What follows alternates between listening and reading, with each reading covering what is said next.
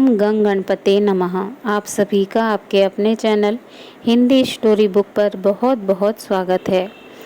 इस वीडियो में हम ज्येष्ठ मास महात्म्य अध्याय 14 का श्रवण करेंगे। इस अध्याय में गंगा अवतरण कथा का वर्णन किया गया है। ऋषि कहने लगे कि हे षडानन, जब राजा सगर की सब संतति भस्म हो गई और उनका यज्ञ न हो सका तो राजा सगर ने क्या किया और उनके सैनिकों ने क्या किया, यह सब कृपा करके आप हमसे कहिए। स्कंद जी कहने लगे कि हे शौनक ऋषियों, बिल के द्वार पर स्थित सैनिक लोग विहल होकर और बिल से उस अग्नि ज्वाला से संतप्त होकर राजा सगर को समाचार सुनाने के लिए गए और कहा कि आपके पुत्रों ने जब यज्ञ के घोड़े को कहीं नहीं देखा तो अपने हाथों से पृथ्वी तल को खोद डाला। उसके अंदर उस बिल से मिला हुआ 100 योजन के विस्तार में एक गुफा मिली। उसके अंदर बहुत से सैनिकों सहित आपके पुत्र सब के सब चले गए और हम सब लोगों को बिल के द्वार पर ही रोक दिया। हमको बिल के द्वार पर खड़े रहने के कारण कुछ पता नहीं लगा कि वे अंदर क्या कर रहे हैं। इतने में ही पाताल के समान वह बिल अग्नि से पूर्ण हो गया और हम लोग अग्नि ज्वाला से व्याप्त हो गए। फिर हम लोग वापस आकर आपको यह समाचार सुना रहे हैं। राजन, उनकी क्या गति हुई है? मुग्ध हो जाने के कारण हम कुछ नहीं जान सके। उन सैनिकों के ऐसे वचन सुनकर पर्वत पर वज्र प्रहार के समान राजा सगर पृथ्वी पर गिर गए और मूर्छा खाकर मृतवत से लगने लगे। यह देखकर उनके आत्मज और सभी ऋत्वज लोग हाहाकार करने लगे। इसके पश्चात राजा सगर को उठाकर उनके मुख कमल पर जल सिंचन करने लगे। राजा को मूर्छा से जागृत देखकर ऋत्वज लोग कहने लगे कि हे नर शार्दूल, हे प्राणियों के रक्षक, शोक मत करो, क्योंकि पुरुष वीरशाली होते हैं। आप और हम सब उस बिल के द्वार पर चलेंगे और वे सब उस बिल के अंदर वाले जीव का बल और पराक्रम देखने के लिए यज्ञ के कार्य को समाप्त करके चल पड़े।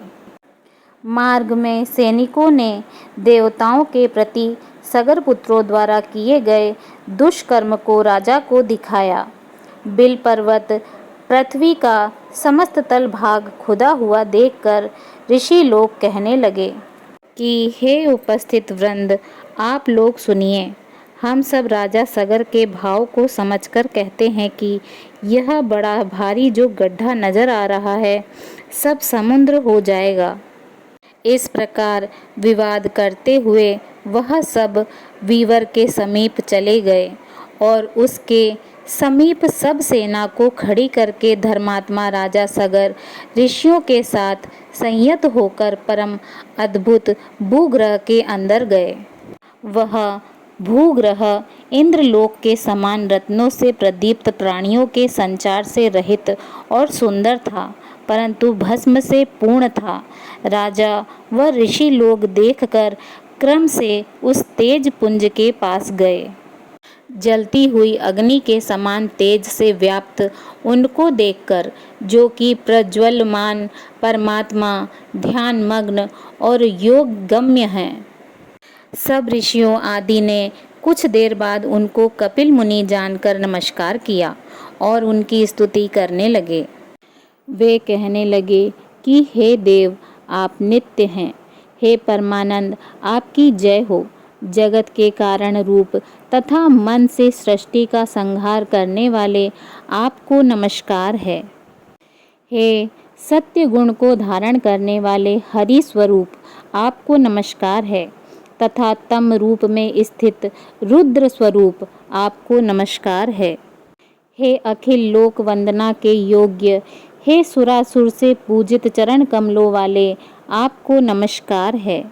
हे दया के सागर, संसार रूपी सागर में फंसे हुए हम लोगों की आप रक्षा करें।